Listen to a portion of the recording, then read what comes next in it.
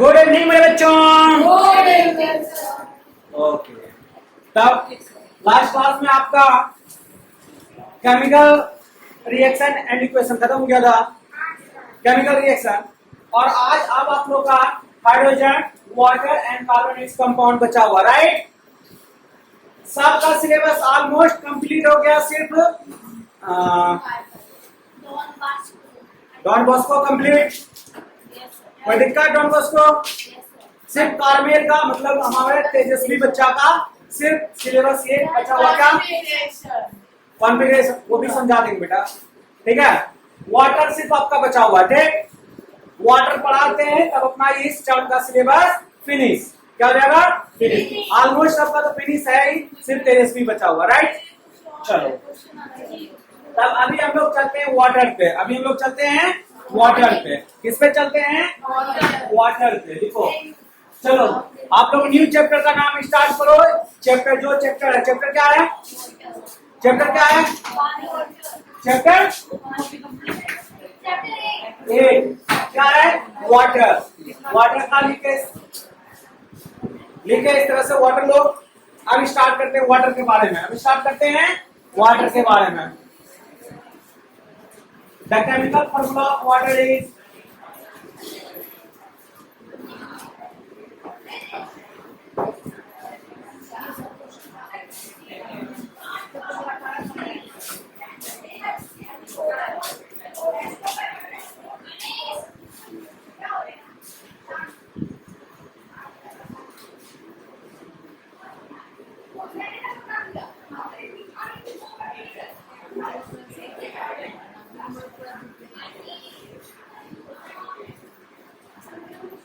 क्या है? Hydrogen oxide.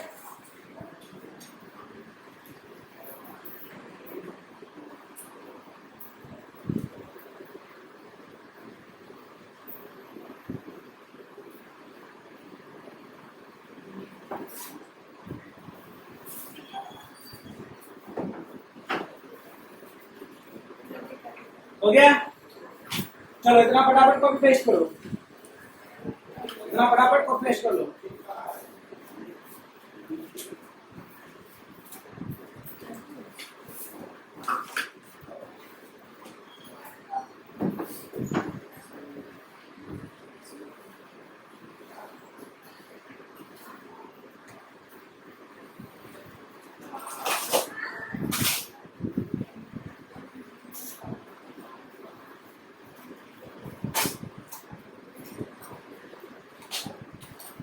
हो गया?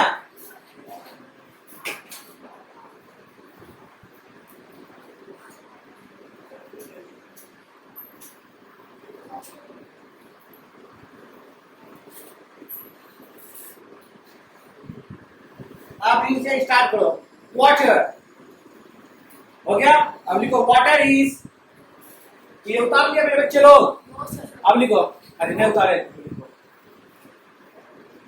एक स्ट्रक्चर भी बना लो वाटर का।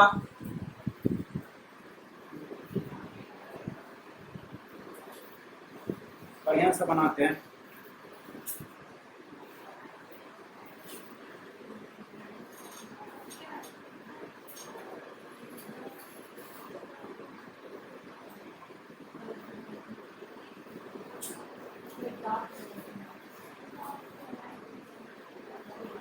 ठीक है, बना लो।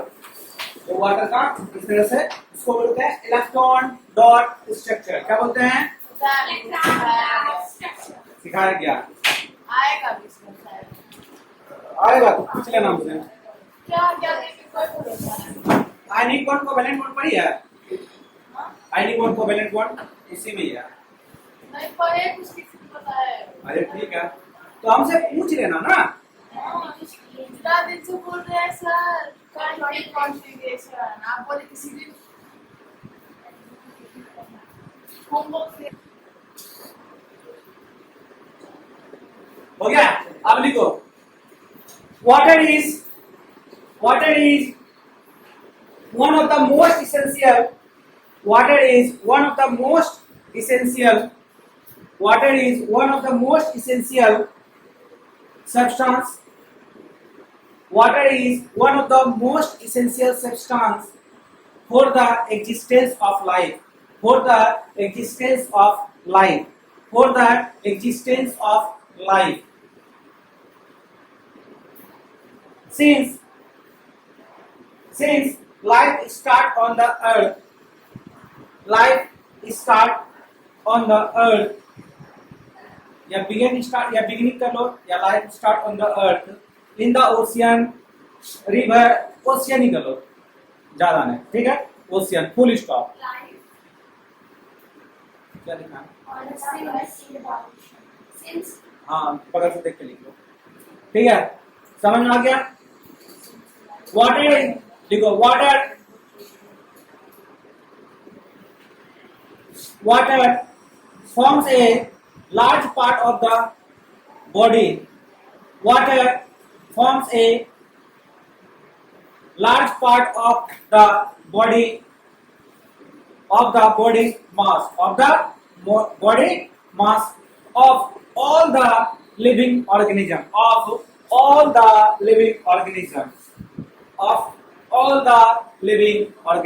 हो गया? एग्जाम्पल यहाँ देखो, रुको, एग्जाम्पल लिख लिए. इस साइड क्या दोगे आप? लिविंग ऑर्गेनिज्म, जिसका इसका नाम लिखाएंगे. और इस साइड क्या दोगे? Percentage of water. इस साइड क्या दोगे? Percentage of water. अब रुक जाओ, यहाँ तक में रुक जाओ.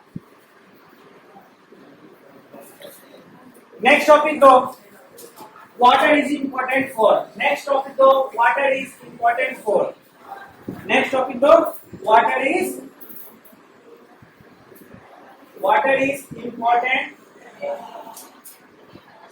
important for. किस के लिए वाटर होता है? पॉइंट वाइज आप लोग इसको लिखना है, पॉइंट वाइज इसको लिखना है. अब रुक जाओ, हो गया?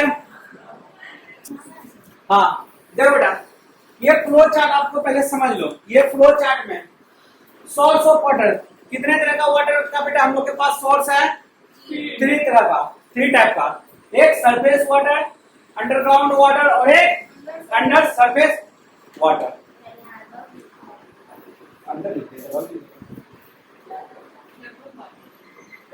सरफेस वाटर, ठीक है, समझ में आ गया? अब इसको हम लोग समझते हैं.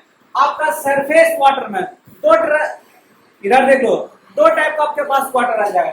एक सॉल्ट वाटर आ जाएगा और दूसरा फ्रेश वाटर है. सॉल्ट वाटर में ओशियन और सी आएगा. फ्रेश वाटर में क्या क्या? रिवर, पॉन्ड, लेक और हाँ,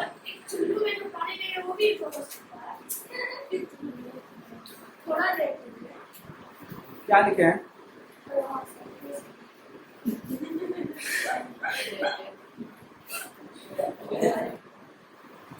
ठीक है. अब अंडरग्राउंड वाटर में क्या क्या हो सकता है? एक स्प्रिंग वाटर और एक वेल वाटर. स्प्रिंग वाटर क्या होता है? जिसको हम लोग मशीन के सहारे निकालते हैं. और वेल वाटर इसको हम लोग कुआं से निकालते हैं. ठीक है. नेक्स्ट आपका एबव सरफेस वाटर, बस एक ही सोर्स है, क्या? Rain water. ठीक है. इसको बेटा सोर्स ऑफ वाटर में चार्ट बना लो, फ्लो चार्ट. ठीक है, ओके. चलो,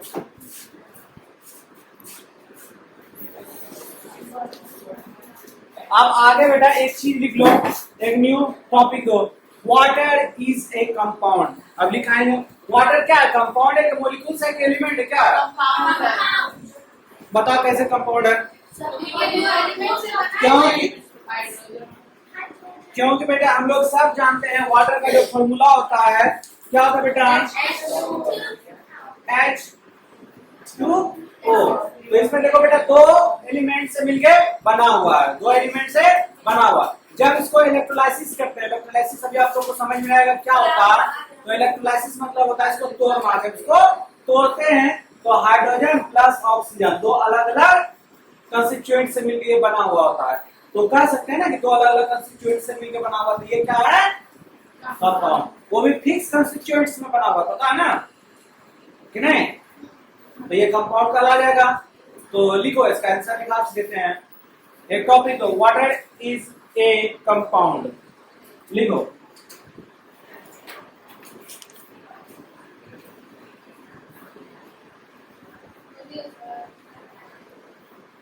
water is water is a compound because it is water is a compound because it is made up of water is a compound because it is made up of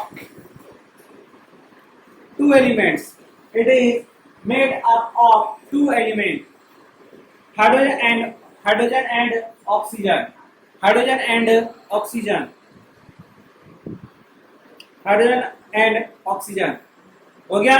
Full stop.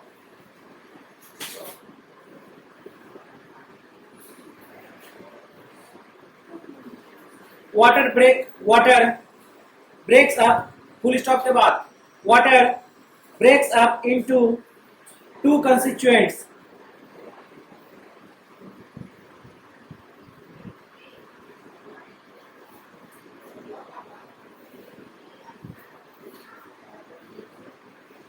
Two constituents,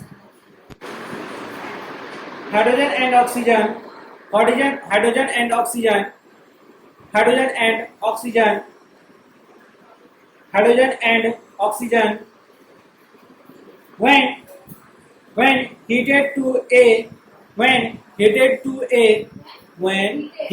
garam to a heated to a 2002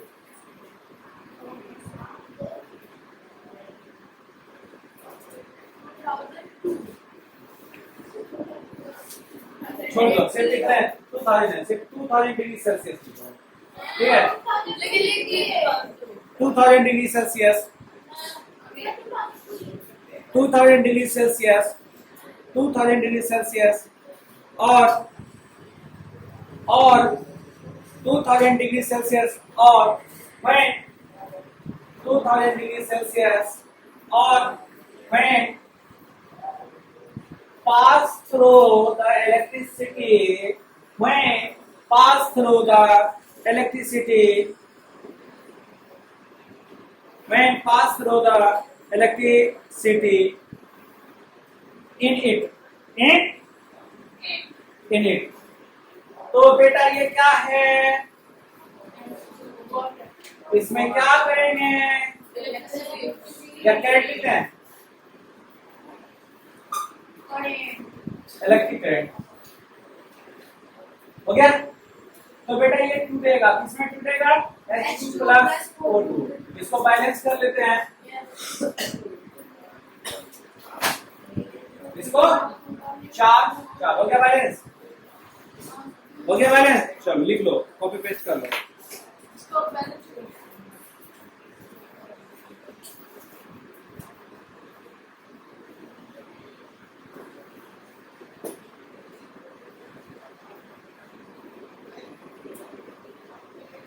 हाँ, एक चीज हमेशा याद रखना, water में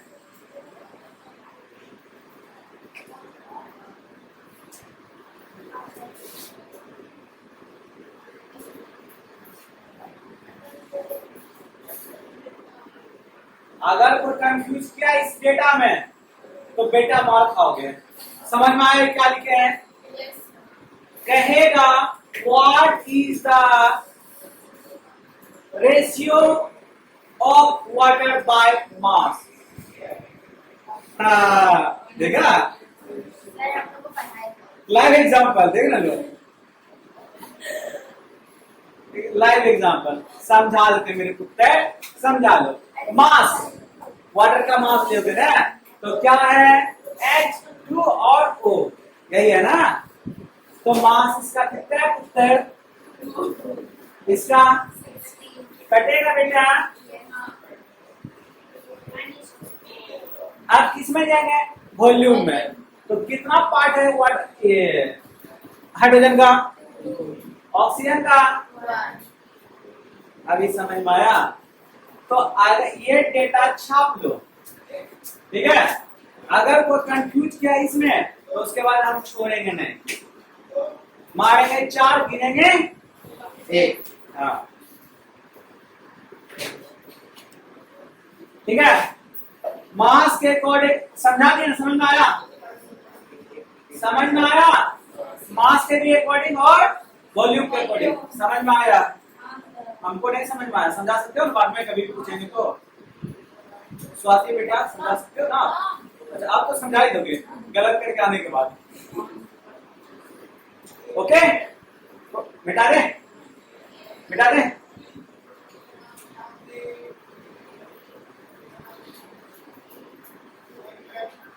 अब क्या बचा आपका? वाटर एक कंपाउंड हो गया।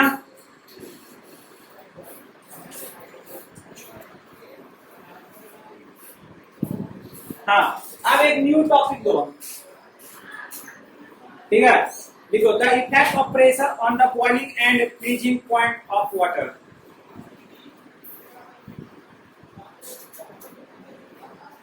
The effect of pressure, the effect of pressure on the boiling and freezing point of water.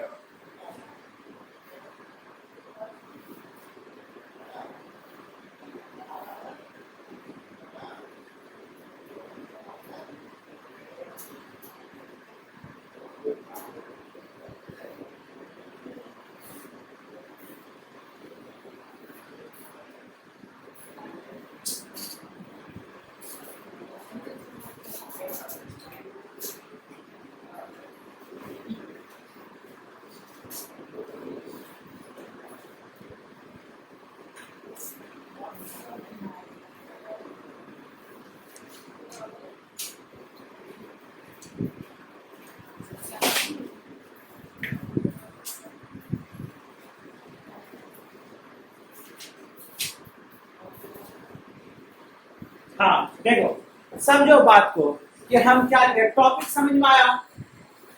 Pressure, हम पानी पे प्रेशर डालेंगे। पानी दिख रहा है, देखो यहाँ पानी है। अगर उसमें बेटा हम प्रेशराइज कर रहे हैं, प्रेशर डाल रहे हैं, तो बॉइलिंग पॉइंट क्या होगा और फ्रीजिंग पॉइंट क्या होगा? समझ में आया? तो हम लोग पहले बॉइलिंग पे बात करते हैं। बॉइलिंग पे BOILING। अगर बेटा हम लोग प्रेशर को क्या करेंगे? प्रेशर को इंक्रीज करेंगे तो बीपी भी इंक्रीज होगा। समझ में आया सिंबल? अगर प्रेशर को हम लोग क्या करेंगे बेटा? डिक्रीज, तो बीपी भी डिक्रीज होगा। समझ में आया? ये बेटा बॉइलिंग प्रेशर क्या, इसी को भी स्टेटमेंट में लिखाएंगे। समझ? ओए ठीक है। अब हम लोग बात करते हैं किस पे? फ्रीजिंग पे। अब किस पे बात करते हैं? फ्रीजिंग पे। देखो एटमो और हाँ एक चीज और जान लो, इसके जानने से पहले फ्रीजिंग बाद में जानते हैं, इसको और जान लो। जब हम लोग पानी को कहाँ ले जाएंगे? पानी को हील पे। कहाँ ले जाएंगे? हील पे। तो ठीक है, पानी पे बेटा प्रेशर प्लेन की तुलना में वहां पे कम लगेगा। वहां पे पानी में प्रेशर कम रहेगा। जब पानी में प्रेशर कम रहेगा तो बॉइलिंग पॉइंट उसका घट जाएगा। 80 डिग्री पे 90 डिग्री पे वो बॉइल होने लगे। समझ में आ रहा है? प्रेशर बढ़ाते हैं तो बॉइलिंग पॉइंट भी बढ़ता है, तो वहां प्रेशर कम पड़ रहा है। साफ लग रहा है ना? प्रेशर वहां पे पानी पे कम पड़ता है। कहाँ? हील पे। तो बीपी भी तो कम है, लम कम होता है। कैसा कैसा वर्ड बोलने सीख रहे हो? बोलना क्या चाह रहे थे? कुछ ऐसा बोलते बोलते ध्यान कहीं और चला गया। ठीक है, देखो जब हम लोग बेटा हिली एरिया पे जाएंगे, कहाँ पे जाएंगे? हिली एरिया पे। समझ में आ रहा है? हिली एरिया कहाँ? माउंट आबू चलते हैं। कहाँ? माउंट हिल है बस। चलो हाँ, लो अपना लो बजट है, ज्यादा बजट नहीं है। ठीक है, तो कहाँ चलते हैं? मंदारी। अगर मंदारी पे जा करके पानी को वहां बॉइल करना चाहेंगे बेटा, तो मेरा पानी 90 डिग्री पे हो सकता है, 95 डिग्री पे हो सकता है, 80 डिग्री पे बॉइल होना स्टार्ट कर दे। ठीक है, तो ये इससे हमको लॉस होता है। बोलो कैसे लॉस होता है? कैसे लॉस होता है? देखो अगर हमको चावल उसमें पकाना है, क्या पकाना बेटा? चावल। तो 100 डिग्री पे हमारे प्लेन पे 100 डिग्री पे पानी हमारा बॉयल होने लगता है, वहां पे 80 पे बॉयल होने लगेगा। तो 80 पे जब बॉयल हो रहा है तो खाना मेरा लेट से पकेगा ना। तो जो हिली एरिया पे जो आदमी सब रहता है ना, उसको खाना थोड़ा लेट से पकता है as compare to plain. 80 degree temperature पे बॉयल हो जाएगा ना। तो जल्दी बॉयल हुआ ना, वही तो। अरे बॉयल जल्दी हो गया, टेम्परेचर तो उसका कम रहा ना।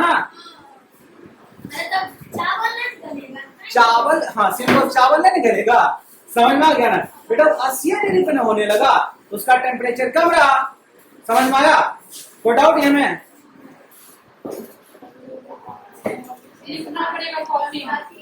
देखो ये लिखिए, देखो when increase the pressure then, हाँ अभी लिखा है ना। वो लिखना है। when increase the pressure then increase the when increase the pressure then increase when increase the pressure then increase the boiling point and vice versa, decrease the pressure then decrease the boiling point। उन्हें समझ में आया?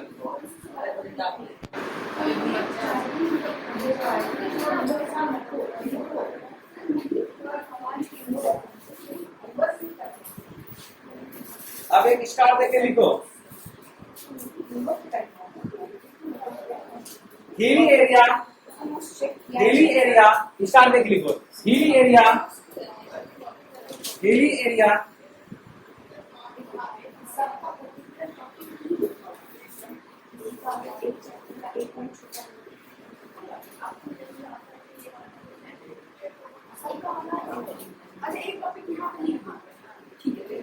have low atmospheric pressure as compared to hilly area have low atmospheric as compared to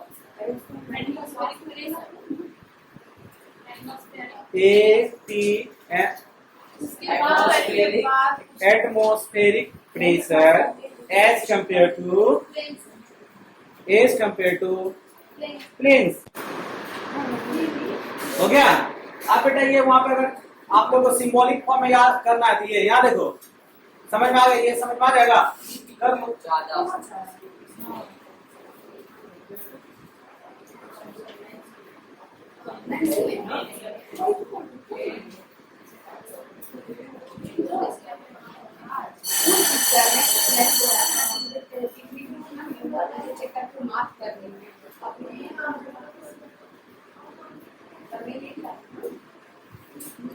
ठीक है।